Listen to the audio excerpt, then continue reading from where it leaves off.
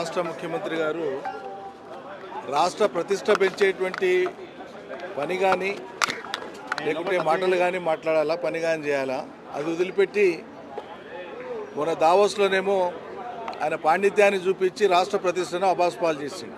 అసంబద్ధంగా మాట్లాడి ప్రశ్న ఒకటైతే జవాబు ఒకటి, అది కూడా ఆ జవాబు యొక్క సాంద్రత ఏంది, సారాంశం ఏందో కూడా జనం నవ్వుకునేటువంటి విధంగా ఉంది. ఇప్పుడు లండన్లో పోయి ఈ రాష్ట్ర ప్రతిష్ట పెంచేటువంటి పని ఏం చేస్తున్నామో, ఈ రాష్ట్ర ప్రతిష్ట పెంచడం కోసం లండన్ పర్యటన ఏ రకంగా ఉపయోగపడుతుందో ఆ విషయాలు ప్రజలకు చెప్పి గౌరవం పెంచుకోవాల్సింది పోయి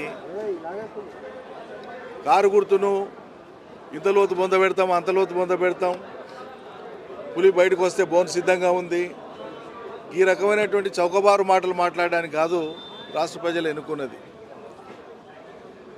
అయా స్వామి, మీరు కాదు, మీరు గురువుగా భావించి లేదా మీరు గురువుగా నమ్మినటువంటి చంద్రబాబు నాయుడు గారే కేసీఆర్ సంగతి చూస్తా అని చెప్పి ఈ రాష్ట్రం నుంచి పలాయనం చిత్తగించాల్సినటువంటి దుస్థితి ఏర్పడ్డది. ఆయన సారథ్యం వహించి ఓ ప్రపంచపు విజనరీ అని చెప్పి ఆర్టిఫిషియల్గా పేరు తెచ్చుకున్నటువంటి మీ నాయకుడు ఆనాడు తన పార్టీ తెలంగాణ ప్రాంతంలో అంతర్ధానం కావాల్సి వచ్చింది. రాష్ట్ర విభజన ఎట్టి పరిస్థితుల్లో చేయనని చెప్పి తప్పని పరిస్థితులలో ప్రజా ఒత్తిడికి తలొగ్గి కాళ్లబేరానికి రావాల్సిన పరిస్థితే చంద్రబాబు నాయుడుకి వచ్చింది ఆ రోజు.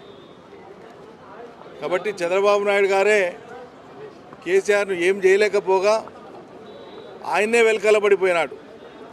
ఎగిరెగిరి పడవద్దు, కొన్ని ప్రత్యేక పరిస్థితులలో చేతికి వచ్చినటువంటి అవకాశాన్ని, అధికారాన్ని, బాధ్యతను ఎంత హుందాగా నిర్వర్తిస్తే అంత గౌరవం పెరుగుతుంది, వ్యక్తిగతంగా పెరుగుతుంది, రాష్ట్రానికి పెరుగుతుంది తప్ప ఇంకా పోయినంతకాలం పాత మాటలు, చౌకబారు మాటలు, దిగజారుడు మాటలు మాట్లాడడం మూలంగా అది మీ వ్యక్తిత్వానికే భంగం అన్న సంగతి మీరు గుర్తెరిగితే మంచిది.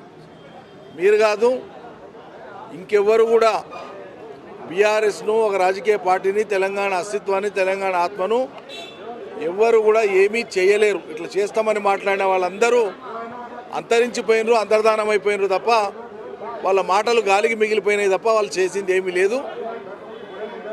వ్యక్తిగతంగా ద్వేషపూరితంగా నిందాపూర్వకంగా మాట్లాడేటువంటిది పక్కకు పెట్టి వచ్చిన అవకాశాన్ని సద్వినియోగం చేసుకొని మరింత అవగాహనను పెంచుకొని అవసరమైనటువంటి సందర్భాల్లో నిపుణుల సూచనలు, సలహాలు తీసుకొని ఈ రాష్ట్ర ప్రతిష్టను పెంచే విధంగా ఆలోచించమని చెప్పి మేము హితవు చెప్తా ఉన్నాం.